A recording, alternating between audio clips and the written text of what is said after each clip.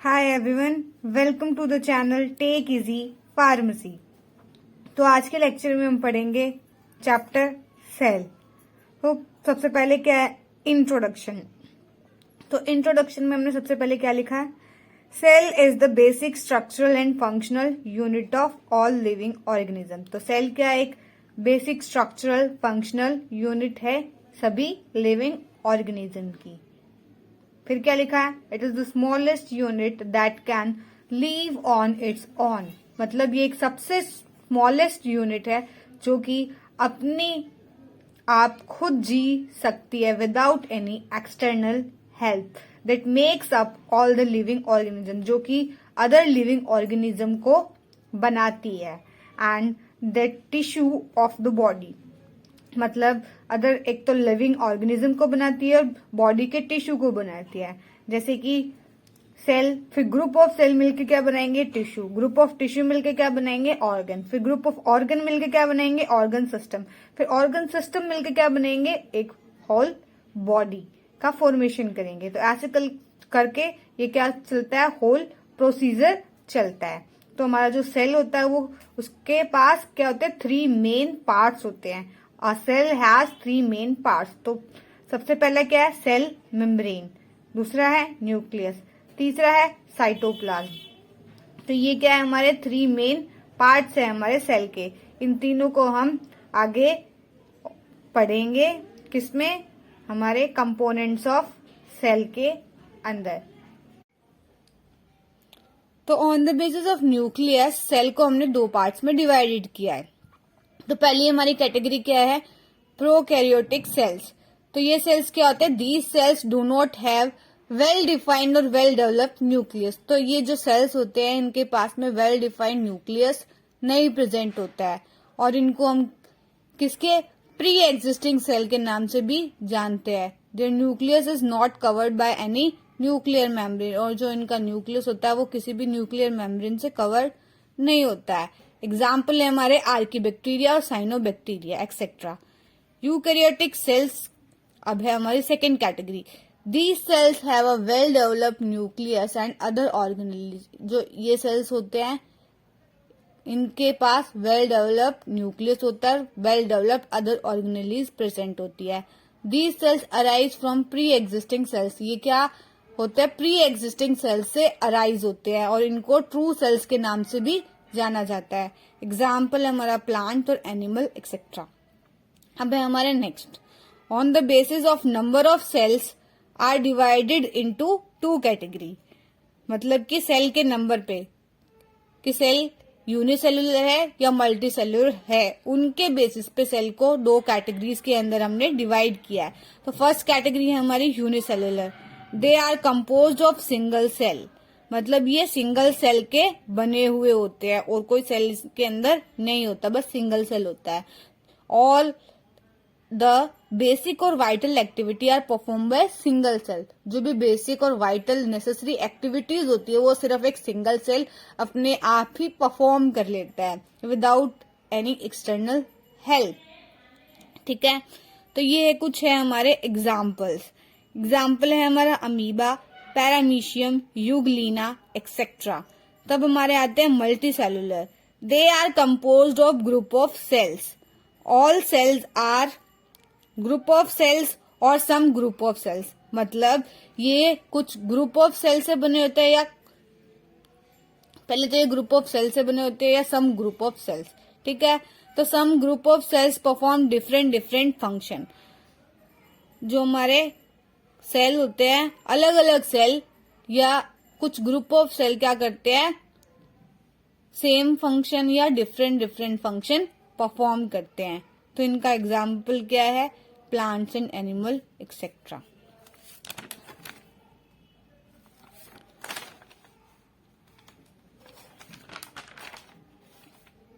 तो आगे हम पढ़ते हैं फंक्शन ऑफ सेल क्या होता है।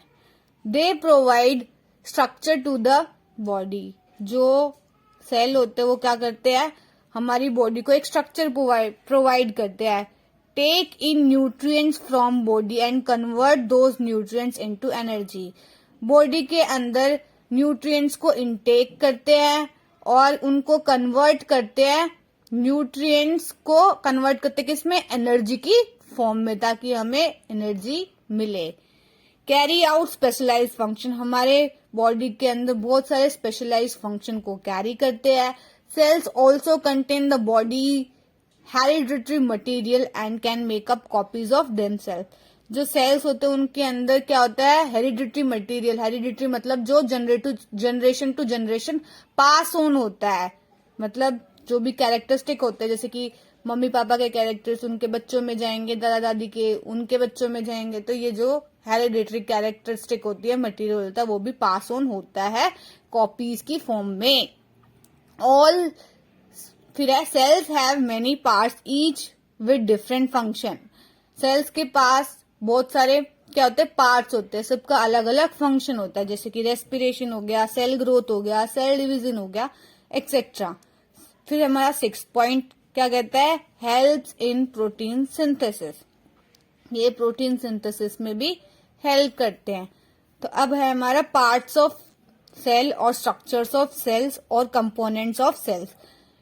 कुछ भी हो हमें सेम ही लिखना है, मतलब कि अगर बोल दे पार्ट्स ऑफ सेल लिखो या स्ट्रक्चर ऑफ सेल लिखो या कंपोनेंट ऑफ सेल, तो हमें एक ही चीज मेंशन करनी है। तो सबसे पहले हमारा सेल मेम्ब्रेन और प्लाज्मा मेम्ब्रेन। तो क्या होती है सेल मेम्ब्रेन और प्लाज्मा मेम्ब्रेन? सबसे पहला point, the cell membrane is a selectively permeable membrane. तो ये क्या होती है, सिलेक्टिवली परमिएबल मेम्ब्रेन होती है, allowing only certain substance to pass through it. तो परमिएबल है, सिलेक्टिवली परमिएबल, तो क्या करेगी ये, कुछ ही सब्सटेंस को अपने अंदर से पास होने देती है ये, ठीक है। It act as a barrier between the inner and outer surface. तो ये क्या करती है, एक बैरियर की तरह एक्ट करती है इनर और outer surface of the cell में। तो it is also known as plasmalemma. इसको हम प्लाज्मा लेमा के नाम से भी जानते हैं। It comprises mainly of protein, phospholipid and other living molecules. ये किस किस से मिलकर बनी हुई होती है, प्रोटीन से, फॉस्फोलिपिड से और अदर लिविंग मटेरियल, जैसे कार्बोहाइड्रेट हो गया और अदर जो भी लिविंग मटेरियल होते हैं। इसके अंदर जो हमारा प्रोटीन का कंटेंट होता है, जो मिलके बने होते हैं, वो 52% होता है और फॉस्फोलिपिड का होता है 40%, ठीक है। अब इसकी जो प्रॉपर्टीज और फंक्शन क्या होती है वो हम देख लेते हैं। It guard the cell against the external environment. जो भी हमारा एक्सटर्नल एनवायरमेंट होता है उससे हमारे सेल को प्रोटेक्ट करके रखता है हमारा plasma membrane. It allows cellular transport between cells. ये सेल्यूलर ट्रांसपोर्ट को अलाउ करता है बिटवीन सेल्स, ठीक है। It help to recognizing a cell. तो ये हेल्प करता है दूसरे सेल को दूसरे सेल से डिफरेंशिएट करने के अंदर। It enables motility of the cellular organelles. ये मूवमेंट को अलो करता है सेल्यूलर ऑर्गेनेलीज की, ठीक है। तो ये हो गया हमारा सेल मेम्ब्रेन कंप्लीट। अब हम आगे चलते हैं। आगे है हमारा एंडोप्लाज्मिक रेटिकुलम। तो एंडोप्लाज्मिक रेटिकुलम क्या होता है? It is a network of tiny tubular structures scattered in cytoplasm. मतलब ये क्या होता है, एक नेटवर्क होता है टाइनी और ट्यूबुलर स्ट्रक्चर का, जो कि साइटोप्लाज्म के अंदर क्या हुआ है, स्कैटर्ड मतलब बिखरे हुए हैं, ठीक है। तो ये क्या होता है, इट इज ऑफ 2 टाइप। ये क्या होता है, 2 टाइप के होते हैं। सबसे पहला है रफ एंडोप्लाज्मिक रेटिकुलम, दूसरा है हमारा स्मूथ एंडोप्लाज्मिक रेटिकुलम। तो हमारा रफ एंडोप्लाज्मिक रेटिकुलम क्या होता है? It contains ribosome on their surface and helps in protein synthesis. मतलब इनकी जो सरफेस होती है उनके ऊपर क्या होता है, राइबोसोम्स अटैच होते हैं और ये क्या करते हैं, प्रोटीन सिंथेसिस में हेल्प करते हैं। दूसरा क्या है हमारा स्मूथ एंडोप्लाज्मिक रेटिकुलम, क्या है, it do not contain ribosome on their surface and helps in liquid और liquid like steroidal hormone synthesis. मतलब ये क्या करते हैं, इनकी जो सरफेस होती है उसके ऊपर राइबोसोम अटैच नहीं होते हैं, इसलिए इनको स्मूथ कहा जाता है, ठीक है। और ये किसकी फॉर्मेशन में हेल्प करते हैं, लिपिड और लिपिड लाइक स्टेरॉयडल हार्मोन के सिंथेसिस में हेल्प करते हैं। तो हमारा एंडोप्लाज्मिक रेटिकुलम भी हो गया। तो अब है हमारा गोल्गी एपरेटस। तो हमने इसको थोड़ा पॉइंट्स में लिखा है ताकि इजी हो याद करने में, ठीक है। और स्कोर मार्क्स भी स्कोरिंग में भी इजी हो। ठीक है। Densely stained reticular structure near the surface of the nucleus, मतलब कि एक डेंसली स्टेड रेटिकुलर स्ट्रक्चर होता है सरफेस किसके, नियर द न्यूक्लियस। ठीक है। They consist of many flat disc shaped sacs और सिस्टर्नी, ये इसके अंदर क्या होती है, फ्लैट डिस्क शेप्ड सिस्टर्नी से मिलकर बना हुआ होता है। ठीक है। They are stacked parallel to each other, मतलब जो भी हमारे फ्लैट डिस्क शेप्ड सैक्स थे उनको एक के ऊपर एक के ऊपर एक स्टैक किया जाता है। कैसे, पैरेलली स्टैक किया जाता है। ठीक है। इसका फंक्शन क्या है, पैकेजिंग ऑफ मटेरियल, ये मटेरियल की पैकेजिंग में हेल्प करता है। और क्या होता है, ये site of formation of glycoprotein and glycolipid. ठीक है। ये इसके अंदर क्या फॉर्मेशन क्या होती है, ग्लाइकोप्रोटीन और ग्लाइकोलिपिड्स की फॉर्मेशन की ये क्या है, एक साइट है। नेक्स्ट है हमारा ribosome, composed of RNA and protein, ये आरएनए और प्रोटीन से मिलकर बना होता है। आरएनए क्या होता है, राइबो न्यूक्लिक एसिड। ठीक है। ये इस कितने 80s का होता है, is equal to 60s plus 40s, जो कि हमारे अंदर प्रेजेंट होता है। और ये एस का मतलब क्या होता है, स्वेडबर्ग यूनिट और सेडिमेंटेशन कोफिशिएंट। ठीक है। ये हो गया हमारा पॉइंट क्लियर। तो आगे हम पढ़ लेते हैं लाइसोसोम्स। लाइसोसोम्स क्या होते हैं, सबसे पहले तो क्या है, ये मेम्ब्रेन बाउंड वेसिकुलर स्ट्रक्चर होते हैं। क्या होते हैं, मेम्ब्रेन बाउंड, मेम्ब्रेन से बाउंड होते हैं। ठीक है। वेसिकुलर स्ट्रक्चर है, form by the process of packaging in Golgi bodies. अभी अभी हमें पढ़ा था गोल्गी बॉडीज, जिसमें लिखा हुआ था कि ये क्या है, पैकेजिंग ऑफ मटेरियल में हेल्प करता है। तो पैकेजिंग ऑफ मटेरियल में हेल्प करता है। तो ये लाइसोसोम्स किसकी हेल्प से मिलकर बने हुए होते हैं, form by the process of packaging in Golgi bodies. ठीक है। अब ये क्या करते हैं, डाइजेशन करते हैं, किन किन की, कार्बोहाइड्रेट्स की, प्रोटीन की, लिपिड की, न्यूक्लिक एसिड की, इन सबको क्या कर लेते हैं, डाइजेस्ट कर लेते हैं। Enzyme active at acidic pH, ये जो एंजाइम होता है वो एक्टिव होता है एसिडिक पीएच पे। Very rich in almost all types of hydrolytic enzyme, ये बहुत रिच होता है in almost all types of hydrolytic enzyme. Hydrolytic enzyme जैसे कि लाइपेज, प्रोटीएज, कार्बोहाइड्रेट। इनके पीछे जो एज लगा हुआ है वो किसको डिनोट करता है, एज मतलब लाइपेजेस, जिसके भी सेल वॉल जो भी लाइपेज से बनी होगी तो उसको ये क्या करेगा, डाइजेस्ट कर लेगा। लाइपेजेस को भी डाइजेस्ट कर लेगा, प्रोटीएसेस को भी डाइजेस्ट कर लेगा, कार्बोहाइड्रेट को भी डाइजेस्ट कर लेगा। ठीक है। इनको हम सुसाइडल बैग के नाम से भी जानते हैं, क्योंकि समटाइम्स क्या होता है, ये खुद के ही सेल को क्या कर लेते हैं, डाइजेस्ट कर लेते हैं। जब इनका खुद का सेल डैमेज हो जाता है तो ये क्या करते हैं, इनके अंदर का जो हाइड्रोलिटिक एंजाइम होता है वो इनके खुद के ही सेल को क्या कर देता है, डाइजेस्ट कर लेता है। ठीक है। तो ये क्वेश्चन 1 नंबर में आ सकता है कि भाई which is the suicidal bag, तो हम क्या लिखेंगे इसका answer, lysosome is the suicidal bag. तो क्या है, माइटोकॉन्ड्रिया, बहुत ही इंपॉर्टेंट पार्ट है हमारा सेल का।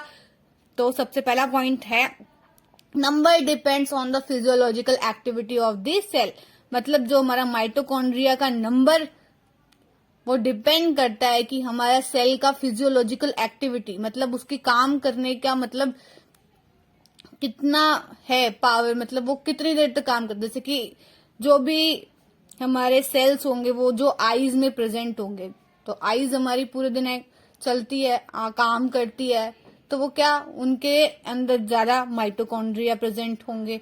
जैसे कि सबसे बेस्ट एग्जांपल हो गया कि जो भी हमारे सेल्स प्रेजेंट होंगे हार्ट में, हार्ट क्या करता है, 24 घंटे जब तक आप जिंदा हो तब तक काम करता है, बिना रुके, बिना थके। तो उसका क्या है, वर्कलोड क्या है, ज्यादा है। फिजियोलॉजिकल एक्टिविटी मतलब उसका जो वर्कलोड है वो क्या है, ज्यादा है। तो वहां पे डेफिनेटली क्या होंगे, नंबर ऑफ माइटोकॉन्ड्रिया क्या होंगे, ज्यादा होंगे। जिस सेल को कोई काम ही नहीं करना तो वहां पे नंबर ऑफ माइटोकॉन्ड्रिया क्या होंगे, कम होंगे। ठीक है। तो इनका अब क्या है, इनकी शेप क्या है, सॉसेज शेप्ड और सिलेंड्रिकल। क्या होते हैं, सॉसेज शेप होते हैं या फिर सिलेंड्रिकल होते हैं। ठीक है। डायमीटर क्या होता है इनका 0.2 से 1 यूएम, ठीक है। और लेंथ क्या होती है 1 to 4.4 फॉर 1 यूएम, ठीक है। Secondary membranes have their own specific enzyme, मतलब कि ये दो डबल लेयर्ड स्ट्रक्चर है, तो जिसके अंदर जो हमारी सेकेंडरी मेम्ब्रेन है उसका खुद का स्पेसिफिक एंजाइम होता है। इसको हम powerhouse of the cell भी कहते हैं, क्योंकि ये क्या करता है एटीपी सिंथेसिस करता है, जो कि हमें एनर्जी प्रोवाइड करते हैं, ठीक है। इसके अंदर एक खुद का डीएनए भी प्रेजेंट होता है, single circular DNA molecule present, ठीक है। फिर क्या होता है फ्यू आरएनए मॉलिक्यूल्स भी होता है। इसके अंदर राइबोसोम भी प्रेजेंट होता है, लेकिन वो क्या होता है 70S, और ये डिवाइड करते हैं किसकी हेल्प से, फिजन एक प्रोसेस है उसकी हेल्प से ये क्या करते हैं डिवाइड करते हैं। अब क्या है माइक्रोबॉडीज। माइक्रोबॉडीज क्या होते हैं membrane bound minute vesicles contain various enzyme. ये क्या होते हैं, पहले तो ये क्या होते हैं मेम्ब्रेन बाउंड माइन्यूट वेसिकल्स होती हैं, और ये क्या होते हैं ये बहुत सारे एंजाइम को कंटेन करते हैं, ठीक है। क्या करते हैं बहुत सारे एंजाइम को कंटेन करते हैं। तो आज के लेक्चर में हम इतना ही पढ़ते हैं, फिर नेक्स्ट लेक्चर में हम आगे के जितने भी हमारे पार्ट्स रह गए हैं सेल के उनको पढ़ेंगे। आई होप आपको आज का लेक्चर समझ में आया। So thanks for watching and please like share subscribe to our YouTube channel.